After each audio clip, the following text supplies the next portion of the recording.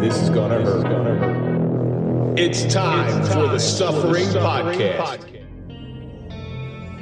Leaving your mark on this world is the great hope that most strive to achieve. Something left behind to tell the world that you've been there. A legacy that says you contributed. For some, it's a great work of art. For others, it's a thought-provoking philosophy. And for many, it's the next generation. Those little humans that have our faces, continue our names, and share our mannerisms. The hard fact of life is that we're all one day going to pass on.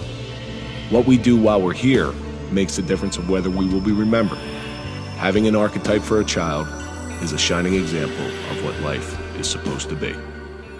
I'm Kevin Donaldson here with Mike Failace, and on this episode of the Suffering Podcast, we welcome back our very own Derek Taylor to discuss the suffering of a Dadstar.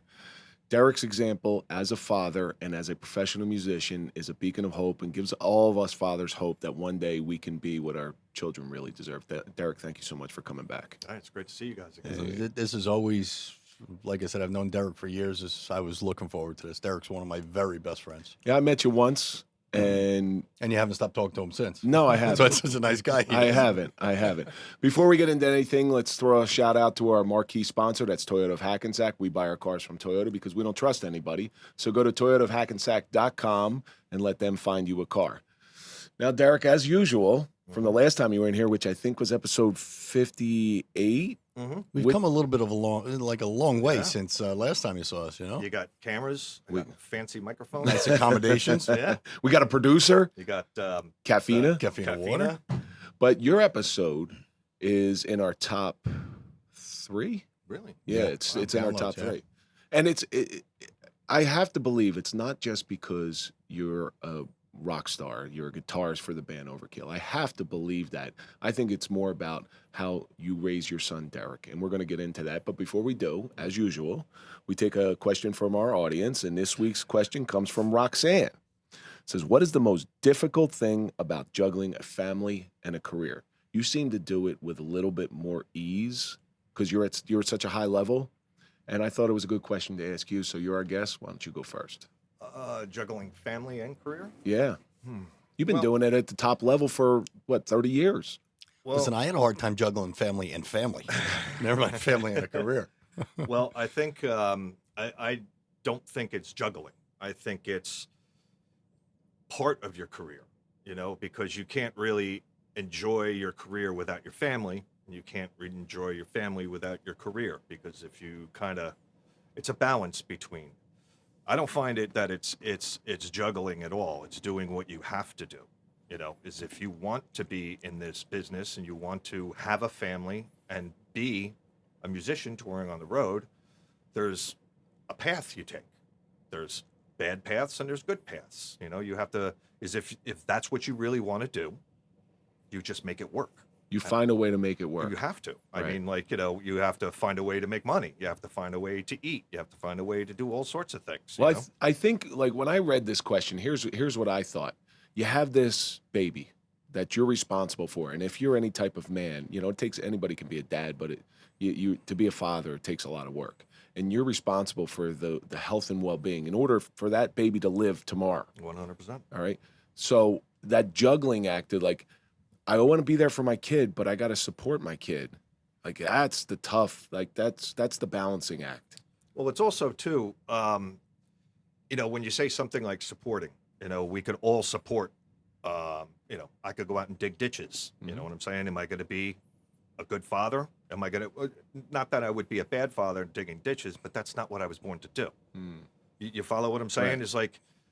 It's if I want to be a guitar player in a thrash metal band and make records and tour and, do this, then that's going to reflect on my family's life and my son's life, because I'm a happier dad, And well, that's a big thing. You wouldn't be as happy digging ditches. You're actually doing what you love. So well, it goes back to like when I started this whole career in this music business, I always thought that a job, putting food on the table for, whether I was drilling wells in the ground, I was, working at, some construction company or doing whatever, the job was to bring home food to pay for the bills, to pay for the lights, the clothes, and the food, and then to afford me to go rehearse with my buddies up in West Orange. The job was just another tool. It wasn't like this career thing where it's like It's a means to an end, I guess, right? right. So that's why I don't think it's. I think my whole path has always been that there's no juggling. It's you want this, You got to do this- this. Go get it. this is where it comes from. You know. Yeah. If you can, So- recently I heard this one. So if you can envision the impossible, if you can envision the invisible, you can achieve the impossible. Pretty Right? much, yeah. That's pretty much. Mike, what do you think? Sounds like a new song for you. I want producer credits. I don't write the songs. I want producer credits. Mike, what do you think? Well, you know, and after a career in law enforcement, you know, with swinging shifts and all that, I mean, it's tough to, you know, put both of those worlds together. Mm. You know, but my whole thing is you have to make time, no matter how tired you are. You always have to have time for your family. I mean, you know what it's like coming off of midnights and you just don't want to do anything, you know, and you know your kid has a game when you want to go to sleep. You know, you got to pick yourself up and go. You know your job is your career, and like you said, that's what puts food on the table and you know and keeps the lights on in the house. But you just gotta you got to make time for everything. And you're also doing something that you want to do. Yeah, exactly. Right, you're a human being too. You've earned the right to do something that makes you happy. Right. But that's the balancing act. When I retired, like I missed my oldest was only 3 years old when I retired.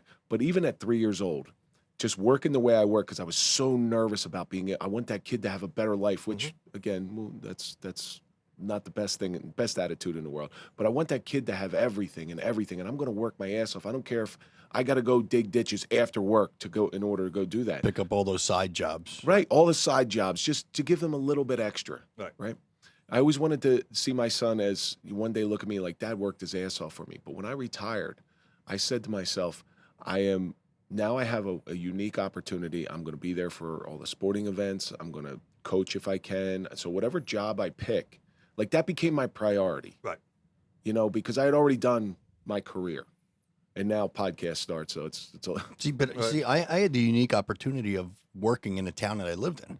So if my kids had a game or something like that, I can go while I was working. Right. You know, I never missed anything I did. So you had this unique opportunity where your son, little Derek, well, he's not little, but young Derek, 33? young Derek was Young brought Derek. to shows. And although it's nice to see, because my wife used to bring the kids to come see me when I was working because I Sure. You want to see what Daddy's does Right. and everything like that. It was bittersweet to me because although I wanted them to see what I was doing, my wife's got to bring the kids with me so I can spend a little bit of time with them. Sure. You know, and it was a little bittersweet to me. Did you ever feel that way when young Derek came around? Yes. But with him, it's a little bit different. It's a whole different Well, dynamic. let's get into that. Yeah, Let's get it into is. that It's a different recap. dynamic. Because what you were saying is yeah. like your wife brings your kids to where you're on the job and you're like, oh, let me show you the patrol car and or whatever it is, you know what I'm saying? And it's kind of influencing him. Derek is like, it's Derek is a perfect example of a person that lives in the moment. The next moment is another moment. He's lucky. There, He's lucky in that respect. He's lucky and he's cursed in the same sentence. And it kind of makes sense. Like for example, it's like when we go to shows, he likes the lights. He sees his father up there playing and he's all and this and that and, everything, the light, the music, this and that, and everything's great. 10 seconds later, it's all out of his head. He doesn't realize what that is. Now he only sees the car ride home. Right. So before we go any further, let's give our audience a little window into not only you, but your son, Derek. He's a special needs child. Yes. Which I hate that term. I hate that because he just needs to be taken care of in a little bit different way. It triggers me. Yeah. It I get you. But, it doesn't really bother me at all. No, but so let's talk about Derek's specific special need. Mhm. All right. He has cerebral palsy with a kind of like a minor side. I don't know how you would kind of include that, but there's a little autism, Spectrum. a little bit, yeah, On the there's a little spectrum. bit in there. He's mobile. He can move. He understands, comprehends everything. Cannot speak. He has probably the mentality of like a 6-year-old child. Okay. He can figure things out. He's kind of smart, but kind of not. And he's more into routine. Like if you tell him to get up, go over to the chair, pick this up, put this over here, you do that with him every night, he's good. But if you kind of break that routine and tell him to go put that on the table, it just kind of Blows his mind, huh? yeah. Yeah. So he, you know, it's a, but I think that kind of goes to what I was trying to say to you before about that, about bringing him to a show. I think that it's just well, nowadays we can't do that anymore. We can't bring him to the shows. He gets so overstimulated and he goes off the deep end. Especially if I'm there.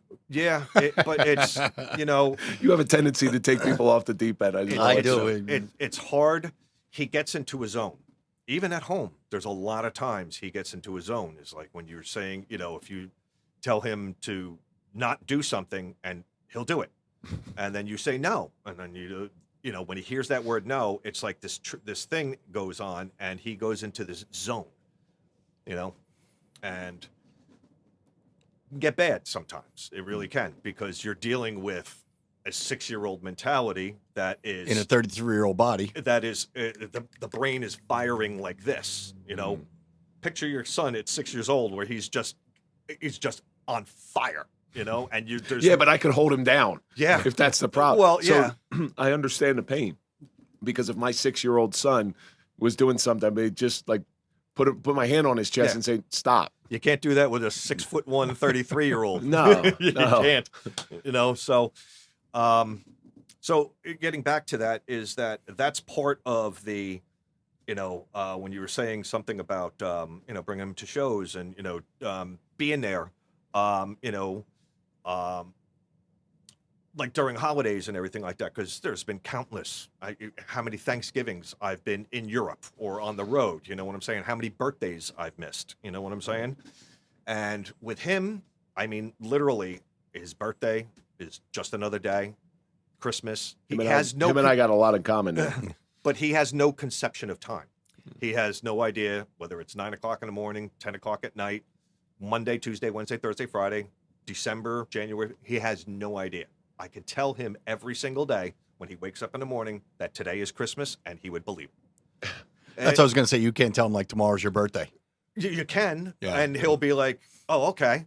And But what I've found is people with special needs across the board are some of the happiest people in the world. It's like I go to a coffee shop in the morning, and they employ special needs people. brilliant. It's the greatest. It's in a church, so it's doing a couple things. It's bringing people in church. It's giving people with special needs jobs. It's teaching them how to interact with people, and I love it.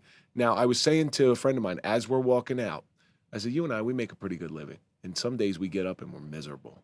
These people are making what, $8, $9, maybe $10 an hour, and they couldn't be happier because they don't have that self-awareness.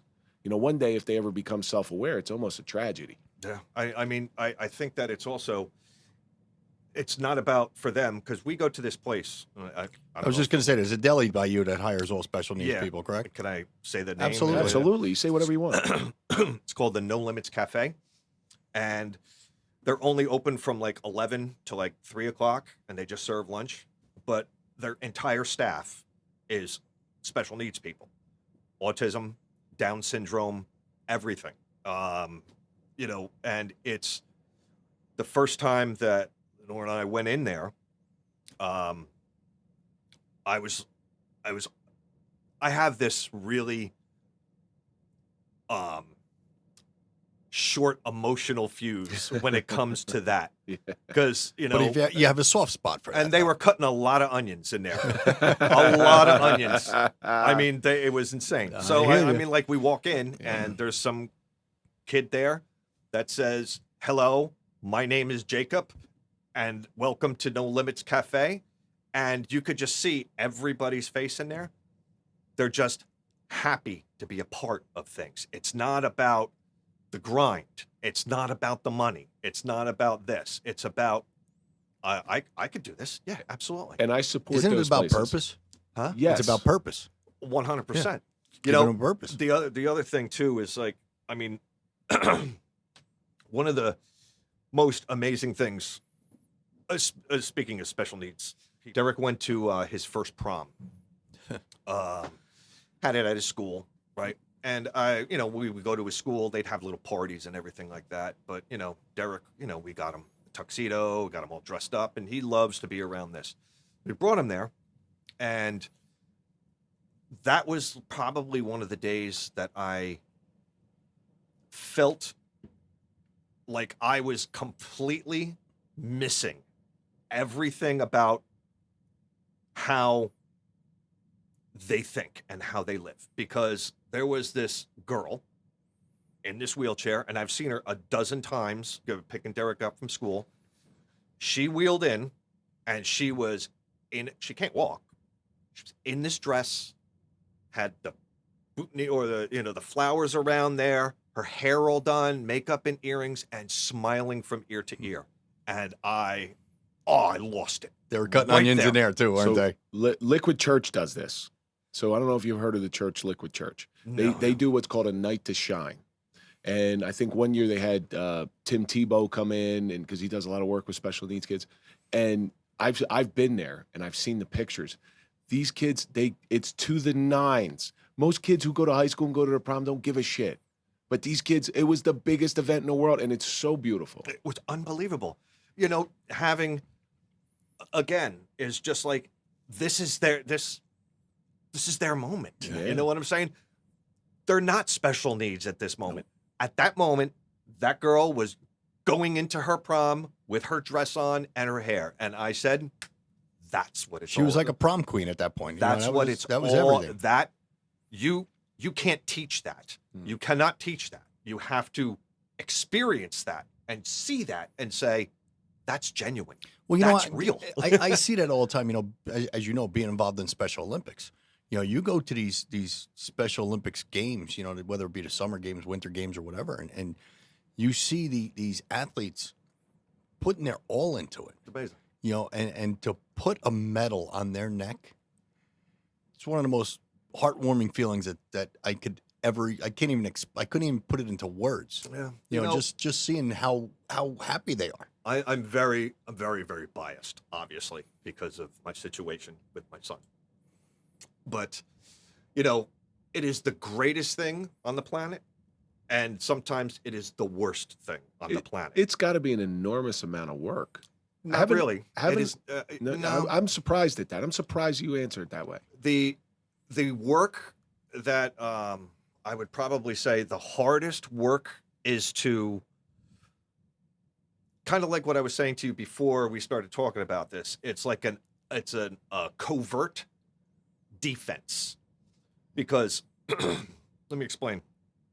Is that he is set in his ways. For example, like when we were saying about him telling him no or picking something up, or he's in his routine, or he does this or that, or we're out at the store and he just doesn't want to be at the store. Ordering videos. Or he doesn't want to be at the store, and then he just was like, he gets in his zone and he just starts getting combative, and then he lays down on the ground, and it's like, okay. So you kind of have to, you can't fight that. You'll never win. Ever. Ever, ever, ever. If you fight him 1 inch, you've already lost the battle. Did that ever happen in a supermarket where somebody gave you the side eye? Somebody said, like, control your kid, do something. No. I've had one confrontation. Usually a lot of people, because he's always like, he'll just be standing there and he'll be like, hi. And he'll just start talking to him or showing him his shirt, or it's a, Which is usually an Overkill shirt. Yeah, pretty much. But, Now, getting back to that prom that he went to. Yes, He's a 33-year-old man. that's correct. He's a man. He's getting gray hair and he's getting a bald spot, which is just makes me laugh. So I give him a shower every day, and I'm like, yeah, buddy. Daddy, gray hair. I don't know how to approach this subject because it's something that I've wondered as people with special needs get older. Yes. And Derek has a 6-year-old mentality, but he's got a man's body. He's going to a prom seeing pretty girls all dressed up. Does he Male. get drawn to? No, there's none of that. It's totally because I don't know where the hormones would take over versus his mentality, and that's just something I'm wondering. I don't think that he's. I mean, imagine a 6-year-old. A 6-year-old really doesn't have a desire for. They got girl germs. Right. They're You understand? They Still in cooties phase. view everybody the same. It's like, they're friends. I have this, she's a female and he's a male. There's I don't think, I've never seen anything like that. Okay. But It's the hormones, I'm wondering if, because they have their everything about their biology is an adult. trust me, there's been a couple times where I walk in to wake them up in the morning and there's things going on. Enough said. Oh my God. Next. You're like, oh Jesus Christ, will you stop that? And the funniest thing about that is that he knows. It's just so funny because you see, I mean, does he do the duck and cover? No, he does the hands come out and he's like, I wasn't doing anything. Meanwhile, it's like this. But yeah, I think I've never seen him in kind of that aspect. I mean, like he's affectionate with everybody. He hugs everybody. Absolutely. I mean, you've seen him 1,000 times. He'll go up to males, females, and just hug them. I mean, Anybody. Anybody. Now, when you were growing up, obviously, I don't know whether you wanted kids growing up or you didn't want kids. Yeah. You probably had this thought in your head, like every young man does. Mm-hmm. Like I'm gonna have a boy one day. I'm gonna have a child one day. You have a certain you have a certain mindset of how it's going to go. Like you play it out in your head. Absolutely. And then you find out that you're having a child. You had to be so proud and so happy. Oh yeah. And then you find... I was young, too. I was 20, 22, 23. Oh, wow. Yeah. You find out that your son is special needs. Mm-hmm. Tell us that feeling. I didn't really kind of understand it. Again, it's too young to understand it at that point. Yeah. It was... just a kid yourself. 23, probably 23. If I'm 30, I'm 56. Yeah, it was 23. I really kind of didn't understand what that was all about. And coming from being an only child and an adopted child as well, I wanted to have kids and have a family of my own. So when we found out that Derek was not developing the right way, it was this road that was so confusing is because you're young, you don't think about all of this stuff. It's like, wait a minute, it's supposed to go this way. It's not supposed to go this way. Plus, again, 33 years ago, they didn't have the knowledge they had now. Well, you're right, they didn't. But there was there's excuse me, I have lost. It was a learning experience, and one that also made me realize that where my path is, my path is number one. I'm going to be taking care of him for the rest of his life and my life. Think about it. I want everybody to think about that. You've come to that realization as a young man. I had to, yeah. That I am going to be taking care of a child for the rest of my life. 100%. And because now, he can't take care of himself. Where were you in your career at that point? Oh my God, I was working. I mean, you were still in the music business that early. Yeah. Well, I mean, I was working at a guitar factory, and I was playing in a band. Trying to do whatever. You know what I'm saying? Like, again, working at a guitar factory, making money, and going home, and and staying out and rehearsing until 12 at night, and coming back home, and trying to do all that stuff. But it was kind of rough. It was, And you either step up to the plate or you just give up. And I'm not one of those guys that you have to literally kill me and beat me down to the ground and bury me before if I have 1 ounce, I get up. Was that always that way, or was that that 100%. way after Derek? Well, I mean, No, we talked 100%. about it before. You never had a plan B. There is no plan Yeah. B. You know, There's music was going to be your career. There's this plan. Yeah. And that's it. You know, I mean, Well, Plan B is a sure recipe for failure. Yeah. That's Well, the truth. yeah, it makes you less hungry and more comfortable Mhm. because you sit there and you say, oh, well, you know what? I don't really want to do that. I could kind of, I got this to fall back on. yeah, it's like, no big deal. It's Yeah. like, yeah, it is a big deal. But one of the things I was saying was, with that whole learning experience and doing all that stuff is I kind of started really seeing how weird the world was. That it wasn't this, because, I lived in not a sheltered life, but my main life was, music. I didn't really know how the medical industry worked or, any of this stuff. I had no idea, And I come to find out that when they say you're an expert, I have to kind of doubt you until I believe you, until you show me something that makes you an expert. Meaning, when Derek was being like, we were going through this whole thing, we brought him to doctors. I had a list of all of these things that these people were telling us what was wrong with him. Oh, he has a muscular dystrophy thing. He has this thing. He's not going to live 6 months. He's not going to do this. He's not going to do that. And I'm like, all of you are fucking wrong. Every one of you. God, Don't you feel like calling him today and saying, No, hey, I jerk don't. off, listen, But 33 years ago. It's part of that learning experience. It's like, okay. And then, you get a list of these things. You have this child that, is not walking, or he's not, turning over or whatever like this. And you're like, oh, okay. So then you have these experts, and, you take it with a grain of salt, but once you go to one guy and says this one, and then the other guy says this one, and then the other guy says this one, it's like, what do you do? You're telling me right now that this kid's not going to live for another 6 months. 33 years later. Yeah. You understand? That's got to be some tough news to get. I once that child's born, I tell new parents this, that you thought you knew what worry was. When you have a child, you really know what worry is. It changes your life. Yeah, and when a doctor or a quote unquote expert comes up to you and says, "Hey, the kid's not going to live another 6 months," that's got to be devastating news. Well, I started thinking about that, knowing that, this one says this one. How can I trust you people? Yeah. You know what I'm saying?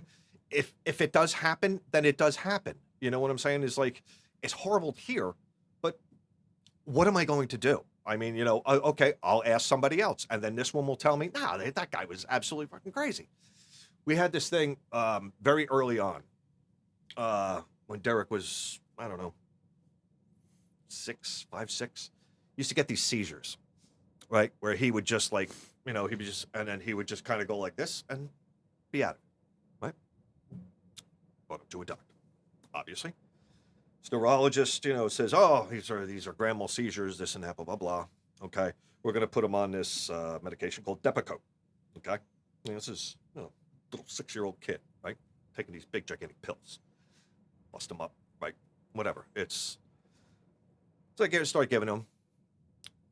Seizures start cutting. He's not getting a lot. It wasn't like he was having one every day or what, just sitting around. Kind of go. And then all of a sudden, start coming back. Bring it back to the doctor. Okay, we're going to up the dosage. Okay, so now I got to give this kid 2 pills a day. Yeah. Okay? Give him 2 pills a day. What happens 3 weeks later? Come back. Now we're He's going having to dosage more, again. He's having more seizures.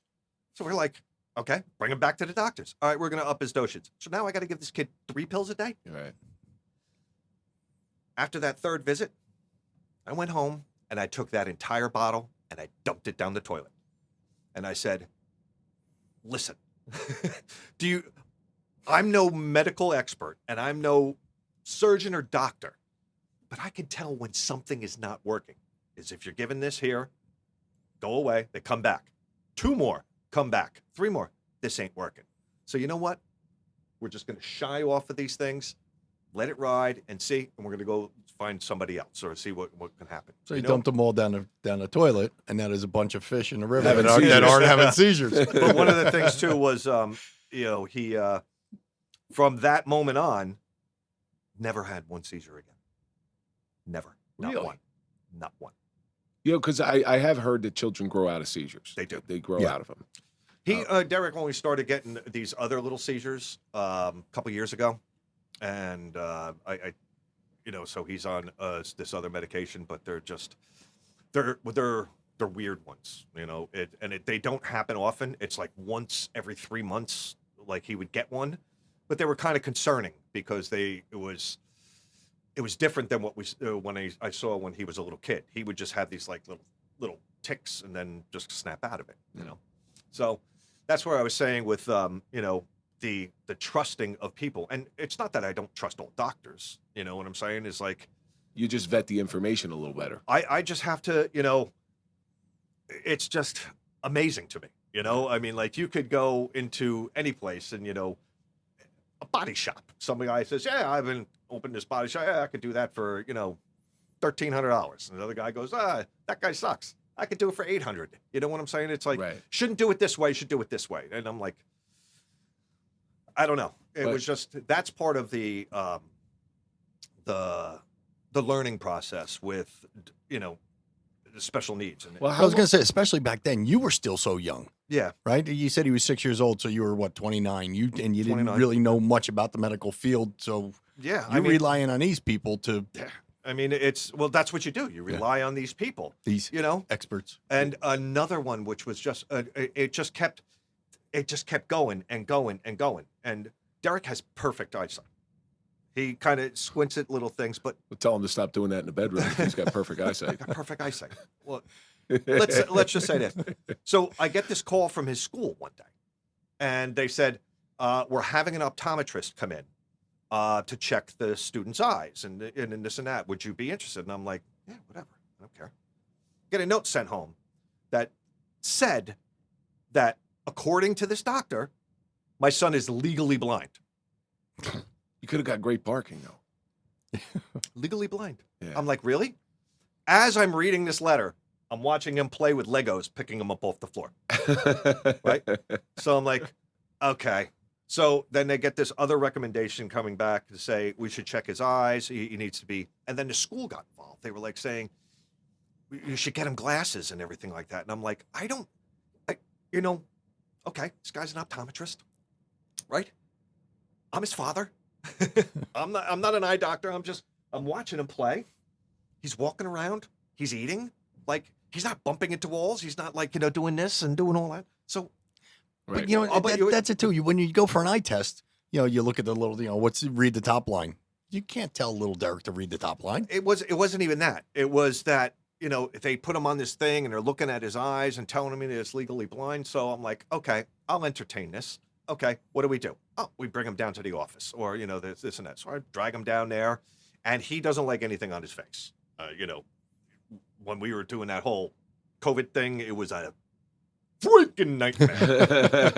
Freaking unnecessary nightmare. Anyway, but so they put this thing on him and the guy's looking at this and he was like, yeah, his vision's really bad. And I'm like going, what? Yeah. He was like, oh, we can get him a prescription for glasses. I said, the kid will never wear glasses on his head. Right. Never in a million years. You put them on, he'll yank them off. And what we'll be doing is we'll be buying glasses for the rest of it. Well, we can put a band around it. Okay. Yeah. You can just yank that off. So I'm like, he's not going to wear glasses. So you know what the guy says to me? I swear to God, he goes, well, what we can do is I'll give you these drops. You could put the drops in his eyes to make his vision bad so he gets used to wearing the glasses.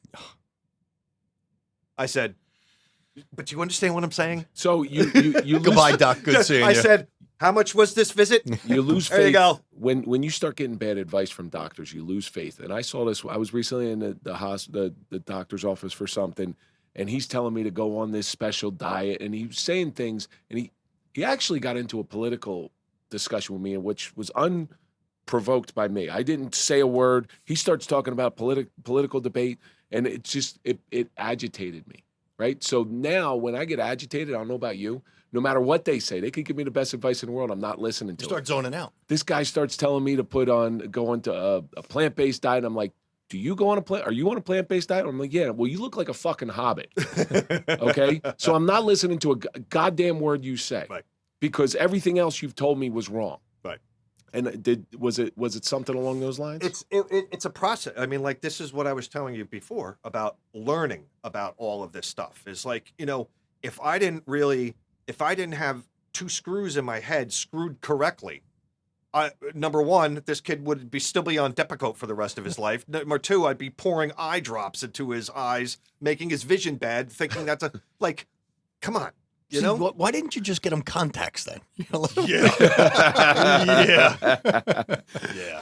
Now, at some point, you had to get your bearings on the situation, or to somewhat stabilization. How long did that take? That process? I don't. Between work and home, I mean, you still got a career going on that you're striving for. I don't really remember. It's like kind of, it's all like one. Just kind of meshed. Yeah, it just kind of flowed together. There wasn't like a definitive point or a definitive this.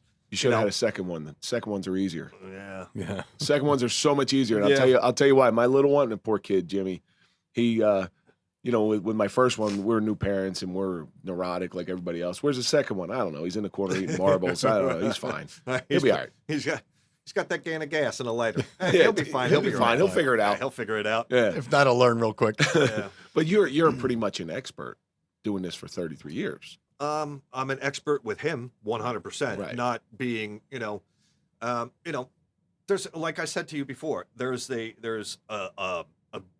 great reward, and then there's a great, what's the opposite of reward? Is there's a great Downside to it. downside to down, it. For, yeah. Like I said, for example, is you have children that will bear other children. Derek won't. Derek it's the last. That's it. The last of the Taylors. That's the last. Yeah. And it weighs on me sometimes, but I actually like when we're walking around the store, right? And he's standing next to me and we're just walking around. It's like the greatest thing on the planet. It's like this is my best friend right here. Yeah. This is my son. This is my best friend. This kid, it's like, hey, fuckface, get over here. You know what I'm saying? Hey, shit for brains. Come on. Or he's like picking up something and he's looking at it and he's showing it to somebody else. And I'm like, I'm trying to wrangle him in because he can, he never leaves my side. It's never like, oh, you want to go into the book aisle and look at the books and everything like that? I'm going to be over here. No, not a chance. He's attached to me. I used to say, and this was before I met you, that I wish my son was 6 years old for the rest of his life. I used to say that because at 6 years old, you're still their hero, you're their archetype. Mhm. And then you came in and we discussed it. And I'm like, well, some ways, yes. And that's the bittersweet that you were talking about. Some ways, yes. Some ways, no. Yeah. Some ways, no. But you know what I mean? And like I said, I've been around Derek and little Derek thousands of times. The way little Derek looks at his father, even like when you're on stage and he's just sitting there and he's just like, buddy. Dad. Oh, sitting on the couch, me and Lenore sitting on the couch and he's in his room. It's like, Dad, what? Bus. Dad, what? Hi. It is amazing. But I'm going to go do that to my kids. But a lot of times it's like, I have to, lately, past couple of years, I turn on the TV and I start watching things the way the world is going. And I am so glad I don't have to deal with any of that stuff. Never. I fear for my kids sometimes the way the world's going. I do. I don't have to worry about that at all. But the only thing I have to worry about, I'm sorry. There is one thing that, I'm looking forward to getting older for this reason, because I can't wait for my son to wipe my ass, because I won't wipe his ass enough. And you wipe your own or your son's?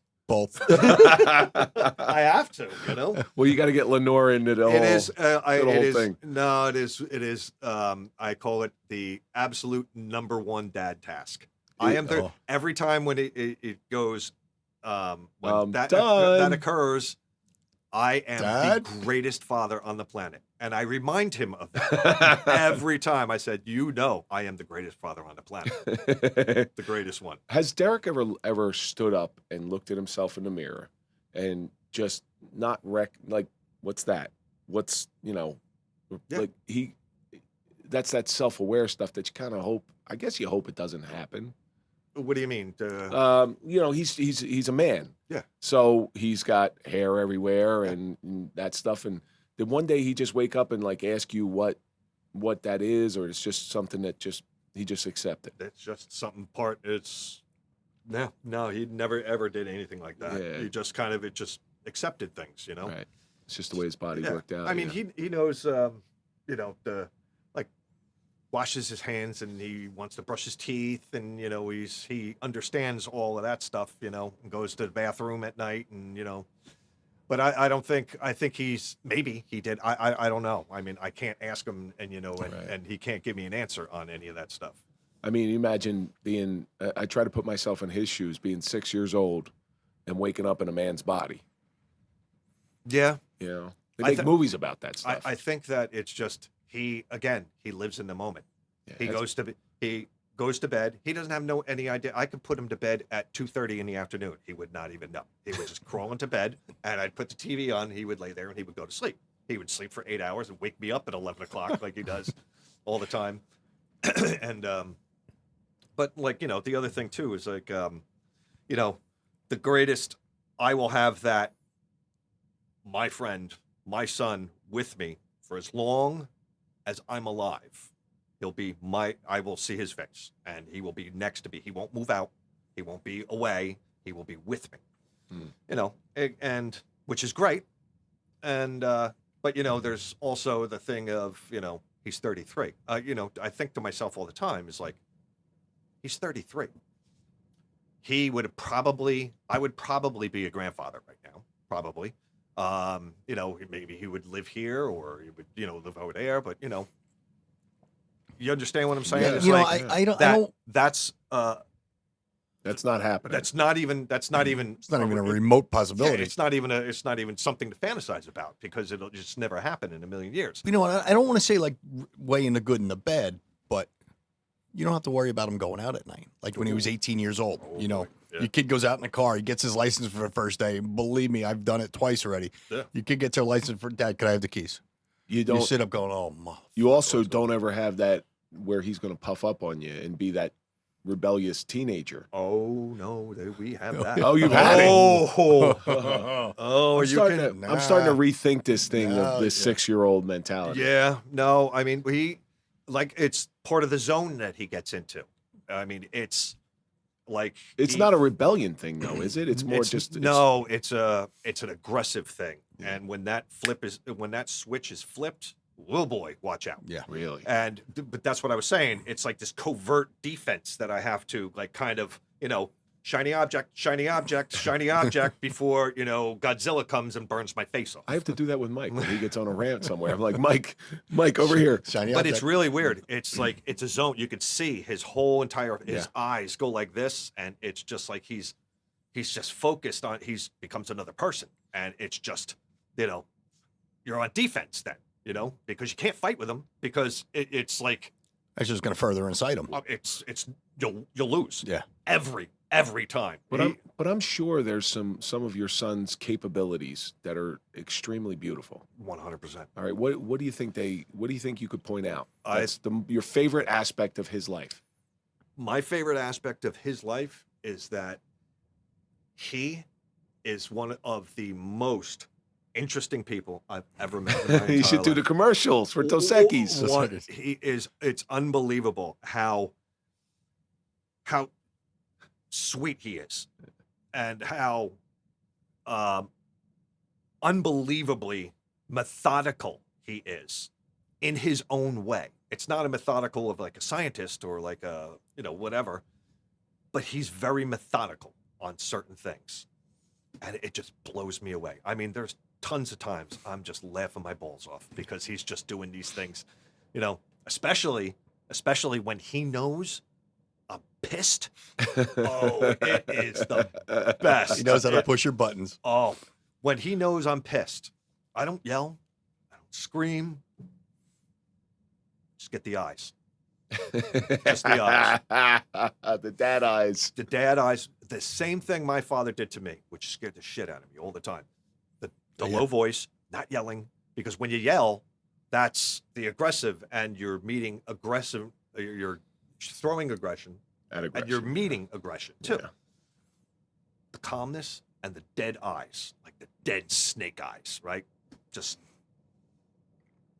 calming that down, and I can get the shit kicked out of me 100%. And I have, you know, I mean, like Lenore and I have lost tons of hair, having our hair pulled, you know, but you got to start having a haircut like this. Yeah, no, it just or like this. It just gets to a point, and it's just that's how you have to kind of diffuse it.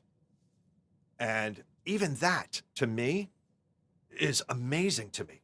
It's amazing to me that he can control that to a level of pure psychotic rage down to gone.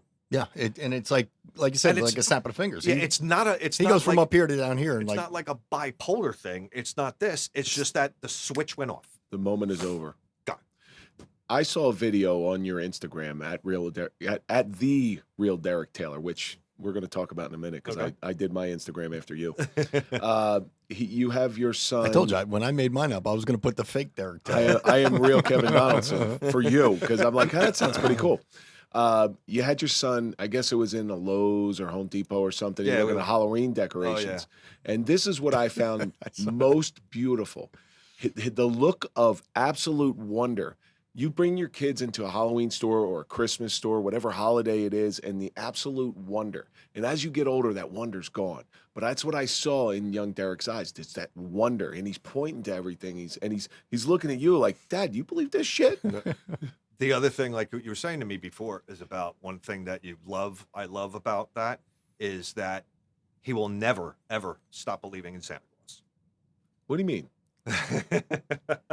But like when he sees all of that stuff, and trust me, bringing him to Home Depot this time of year is easy. Okay? You know, when I was building the shed and I had to drag him there all the time to pick up 2x4s, it was like, Dad, really? Like, come on. But, you know, it's this, you know, this, the wonder is I love it. But that's that's the 6-year-old mentality. 100%. You know, bring a 6-year-old to Home Depot and see the holiday decorations. They're going to go nuts over it. That's amazing. Yeah. To me. You got to bring them to the Grand Saloon. That's what you got to do. Unbelievable food. I'm getting Nick to put Spam on the menu. You got to come. Spam is a delicacy. Are you kidding me? Spam is a delicacy. So Grand I tell you all the time, he likes meat in a can. So that's why I bring Grand Saloon's one of our sponsors, 940 Van Houten Avenue in Clifton. You got to bring Derek there because does he like real good food? He likes going out to eat, good times. No, Derek hates to eat. How about Big Derek? Does Big Derek like to eat? Yeah. But that's one thing too, which is really funny is he is not in any way, shape, or form a picky eater. Anything. You could feed him anything. And I'm telling you, which is a blessing because you don't have like, I don't want chicken. What are you making, Dad? I don't want that. I'm telling you this, I could take a bowl, put cornflakes in it. Lima beans, Doritos, do the 1 chip challenge with him. Chocolate chips. I could put all this stuff, Chinese food, cut up a pizza, little burger, some pasta, put all of that in a bowl, put it right in front of him. He would eat every Nick, single get thing. that on the menu for the Grand Saloon. I like it. We'll call it the Derek Jr. Special. But that's a blessing. Yeah, that is an absolute blessing. And that's a beautiful thing right there. Oh my gosh, it is so easy. It's like It's easy to shop for. Go food shopping for. 100%. What's on sale? What are you gonna get Yeah. for the kid? See, like when I cook in the house, is I'm not a big leftovers guy. So if I make something, I'm not really like the next day. But Give it to the human garbage disposal. Yeah. He'll eat anything. It's unbelievable. He will eat anything. It is unbelievable. Well, He'll even take a pickle. He'll take one of those disgusting, vile things, and he'll put it in his mouth, and he will chew it and swallow it. Oh, you don't like pickles? Oh my gosh. think Next. I'm gonna rethink this special needs thing because one of not our liking- sponsors are in a pickle. I know, not liking pickles. That's pretty. Next. No, I don't want to get down that road. No, I do not. I do not like Do you reach out to parents of other parents who also have children with special needs to Not try to really. walk them through? Because you got a lot of experience right now. I don't really kind of, associate with any of the parents. Probably No. scared of you. Well, maybe. No, You but know- yeah, like you said before, each one is individual. Yeah. Who are you to preach to someone else about how to raise their I kids? don't think it's a matter of preaching. It's a matter of, Well, you can You know, teach them like patience. Turbo. Turbo. Yeah, absolutely. Right. So, it's almost like Turbo's mom. Great woman. God bless her. Yeah. I mean, she is She's got two of them, right? Two. hammered Yeah. with two of them. Wow. Muscular, both of them with MS. Yeah. Both wheelchair, both combined. wheelchair to- bound, and yeah. makes it happen, and does what? Warrior. Oh yeah. yeah. Warrior. Much respect. And listen, I've only seen her at shows. Never did I once not see her with a smile on her face. She has, again, she realized way back when, this is it. Yeah. this is. I could run, but I'm not going to. You know what I mean? This is my path. Yeah. But I don't know if it's like with Turbo, it's it's different. She's got a different set of things. They're kind of common. It's kind of like a semi-even foundation where we are, but she doesn't deal with what we deal with, and we don't deal with what she has to deal with. So it's kind of like, But the fact that you're conscious enough to realize that every child is different is something to teach somebody. oh, It's yeah. just that everything is individual with special needs. Everything. But I think you might understand that more if with a special needs child. Absolutely. That's what I'm talking about. Then like I don't know, a normal child, whatever a normal child is, but I think that maybe I don't know. I never kind of really thought of it that way. You have a particular set of skills that, yes, Derek has different needs than Turbo. Can Okay. I say? Can I actually? You just said that I have a particular set of skills. Yes, I have a particular set of skills. exactly. Exactly. I stole And it I know straight how from to- Taken. and I know Guitar how to playing use isn't one of them. I will. I will. Hey, Sorry. I'm not arguing with you. I will find you. I will find you. But your and I will kill you. your patience level, your ability to change and adapt, that because think about when you first found out about Derek, and if somebody were there to say, hey, look, this is gonna be a long road. Things are going to change. I can't tell you exactly what's going to happen in the future, but you got to be ready for it. You will adjust. You will be okay. Stick it out. It's worth it. Yeah. I mean, listen, I'm not. I'm Derek's greatest father. I'm not the world's greatest father. You're a Dadstar. I mean, You're not a rock star. I mean, part of this path was, you're not given the book. You study the book, and here you go. You're an expert. Exactly. Yeah. It's steps. I've made tons of mistakes that I said to myself, man, I should have done it that way. I should have done it this way. You learn from your mistakes too. You have You to. One question I had is you were talking about Derek is very routine based. Yes, very. What happened? He was going to school before the pandemic hit, correct? Yes. And he couldn't go to school anymore. How was that? It wasn't really as bad as I thought. He, to be honest with you, I think that he was going there 5 days a week. Okay. And he was in the adult program. In the adult program, he's in a room with a bunch of other kids, adults that are, different ages. And they it's almost like corralling them in an area for a day, giving them some crafts to do and this and that, blah, blah, blah. And I think at a certain point, doing that 5 days a week was getting to him, because we were getting calls every other couple of days that he was complaining of a headache. He wanted to come home and this and that. And it was just like kind of strange, because he loved going to the program and seeing he's a rock star there. He's been going there ever since he was a little kid, since they opened the building. He's been going there for 20 something years. So we realized that something was up. You know, it was like, so when the pandemic hit and they closed everything, I was like, oh my God, he is going to go out of his mind. Nope. He was perfectly fine with all this stuff. Very, very simple. Very, very simple kid. Nothing more that he likes to do than to Go on his iPad. sit in his room, in his chair or on his bed, with his little iPad, with his TV on, and just watch Barney videos or Santa videos all day long. Get up, have some lunch, maybe go to the store with me and Lenore and, you know, do whatever. And then come back home, get on his iPad. Very simple. That's all he wants. You know, it's funny. I stopped down at Derek's house a couple months ago. It was over the summer sometime. Derek didn't even get out of his bed. He sat there and was like, he's going, Derek, Mike's here. And he's going, hi. Yeah. You better Hi. thank your lucky stars that you have Lenore at home to help you 100%. out. Yeah. To help you out. 100%. Yep. Because it does take, it sounds like a lot to take on for anybody. And then a touring musician. Now, of everything that Derek does and has done in 33 years of his life, I'm sure he's taught you some lessons. 100%. What do you think his greatest lesson he ever taught you? Love. I was going to say love. That was the first words out of my mouth. would have been love. Unconditional love for another human being. And Meaning my son, obviously, you know. I mean, But that's I love unconditional Lenore love. and That's everything, you know. unconditional love that goes both ways. Your love for your son and your son's love for you. Yes, it's different. It's that.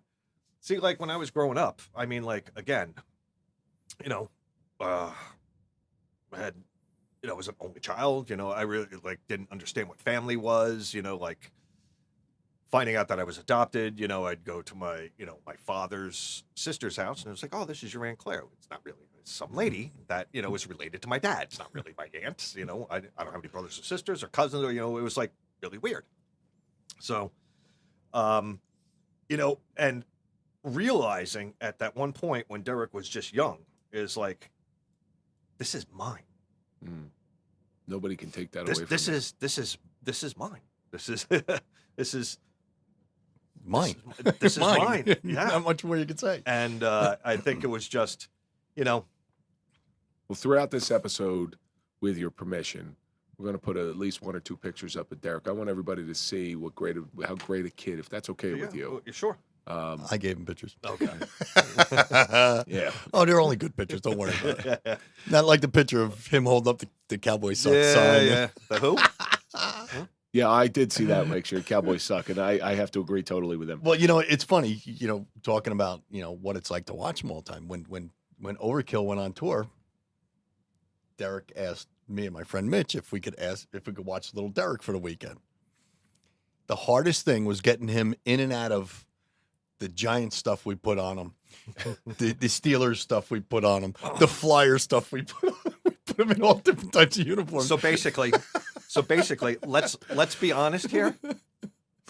Mike and Mitch had a toy to play with, a human being. They made a Pretty Woman dress up montage with your son. Yeah, they did. That's And we were sending him pictures. And I got pictures, and I was like, Derek, you really need to choose your friends a little bit wiser. yeah, no, I know. But you know, in the long run, that cost Mitch a lot of money. Yeah, it did. Derek took the iPad and they forgot to turn the parental controls on, and he still forgot ordering stuff. Mitch keeps getting blings on his phone, and Derek's ordering it. You know, it's like if you're gonna lie down with dogs, you're gonna wake up with fleas. This is true. If I drop my son off with the 2 most irresponsible human beings on the face of the planet, this is what you get. I mean, I got the first picture. I'm going, there's nothing I can say. It's kind of one of those where you look at it and go, yeah, that's about right.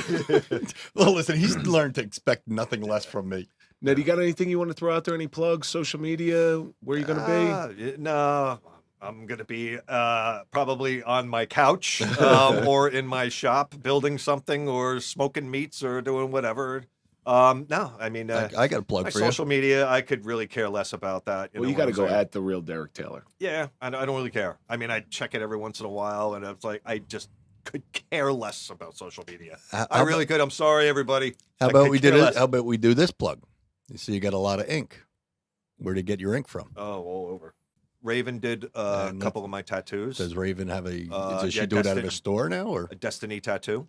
You got to get Raven on the phone with us. We get her in here and we'll talk because there's a lot of suffering involved in tattoo artists. Yeah, she's not really a big talker. She's very, very quiet. She's a very shy person. Well, we'll put it this way: if we bring Raven's mother in, the mother could do all the talking. Why don't we get a live tattoo on the Suffering Podcast? There you go. I got some dry canvas. You could totally bring Lenore in, and she could have a discussion with both of you. Yes, she could. Why don't you plug Raven's store? Tell us where it is. And it's Destiny Tattoo in South Amboy. Derek, I can't thank you enough for coming back in here because we're coming to the end of this thing. Oh, man, it's always a pleasure seeing you, man. And I'm going to ask you the same question I asked you the first time you were in. Derek Jr., 33 years old, has taught you a lot, both good and bad. Mm-hmm. What do you think? What do you think the suffering of taking care of somebody with special needs has taught you? That's a tough question because I don't think it's suffering. I don't at all. That's the right answer right there. It's the opposite of suffering. I mean, if it was suffering, I wouldn't be doing it. I wouldn't be his father. I wouldn't be, doing what I do for him. I would be probably doing something else. I think it's me personally, the way I see it from the outside looking in, it's all that stuff that some people would see as negative and some people would see as difficult and bad that has really made you a true Dadstar. And that's how I see it. Lenore helps out a lot too. Yes. And, yes. Owe her. Charlie Pups. Charlie Pups. And Requiem. So follow at Charlie Pups on Instagram. And like I said, Derek, you know how much I love you, man. You are one of the best people I know. He's, like I said, he is a Dadstar, and he's a friend star too. You just had Mike profess his love to you, and you're going to let him over your house? Oof. Sure. Oof. I have a birthday room. I went to a barbecue at his house one time too, but that's for another episode. He did. You were at my house for 10 minutes, 13 and a half minutes, and then you followed an ambulance. Then I had to go to the hospital. Oh, that's the motorcycle incident. Yeah, we won't get into that. Yeah. That's another episode. Yeah. Thank you so much for joining us. Thank you very much for having me. It's always a pleasure. Anytime you're always welcome in this studio, and also throw it out when you're going out on tour. We'll throw those dates out. Tell Derek, say thank you for lending us his dad for a couple hours. And tell Lenore we said thanks also. Yes, absolutely. Tell Lenore not to hate me for taking 2 hours at a time. And that's going to do it for this episode of the Suffering Podcast. As always, we talk about what we learned. Family is a career. We should all be so lucky to live in the moment. The wonder of a child is amazing, but most importantly, be a Dadstar. That's going to do it for this episode of the Suffering Podcast. Don't forget, you can listen before you watch. All our episodes air on audio on Sunday mornings. Follow Mike on Instagram at Mike_Failace. Follow me at Real Kevin Donaldson. And, of course, follow the Suffering Podcast. We're going to see you on the next episode of Suffering Podcast.